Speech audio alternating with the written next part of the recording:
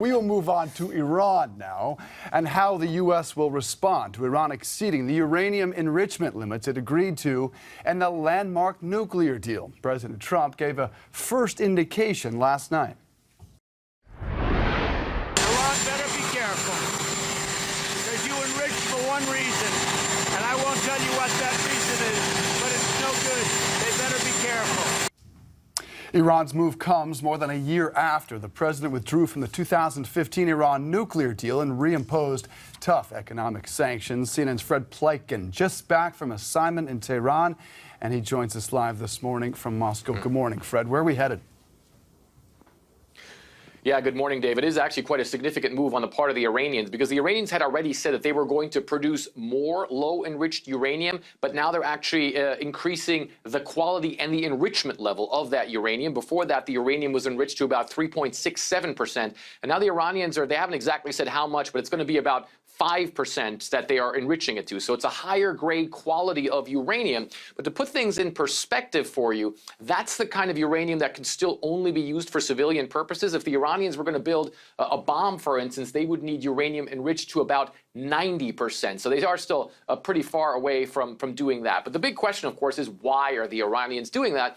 And they say the fact is very simple, is that they have the nuclear agreement that they say they have been abiding by in full. Now they're breaching some of the provisions, and they say they're doing that because they're not getting any of the benefits of the nuclear agreement, which is the sanctions relief that they were promised under the nuclear agreement. Obviously, the sanctions on the part of the U.S. have gotten stronger, and the Iranians are saying they want the Europeans to come up with a mechanism to get around these sanctions. The Europeans are saying that's in the work, but it takes time. The Iranians are saying that their patience is running out. And they're also saying, Dave, that in the next 60 days, they're going to go to their next stage where they are going to breach even more provisions of the nuclear agreement. They haven't yet said what that's going to be, but they say it's going to be an ongoing process. So it certainly seems as though the tensions in that region are only going to increase.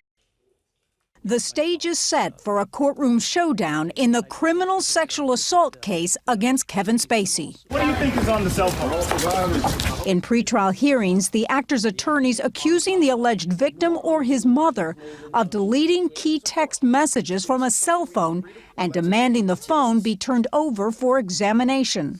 Are you kidding? Heather Unruh took it upon herself to physically remove exculpatory information from the phone before she handed it to the government. The text messages are from an alleged 2016 incident in which the accuser says Spacey groped him at a restaurant in Nantucket after buying the then 18-year-old several drinks. Spacey has pleaded not guilty to a charge of indecent assault and battery. Screenshots of the messages appear to begin mid-conversation.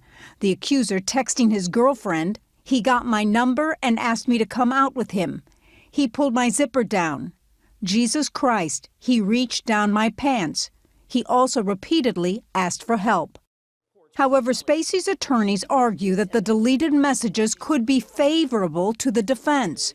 Those screenshots specifically had information missing. There were one-sided conversations, not the concomitant other side of the responses to those conversations. They never sought to find those. The judge's deadline for turning over the cell phone is today.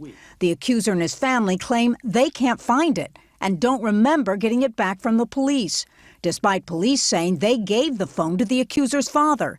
An attorney for the family told CNN no comment when asked about the missing text messages.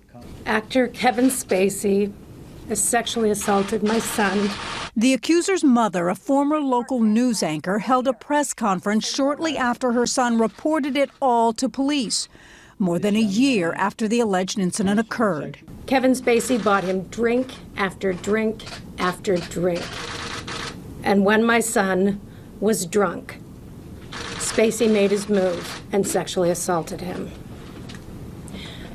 And I want to make it clear, this was a criminal act.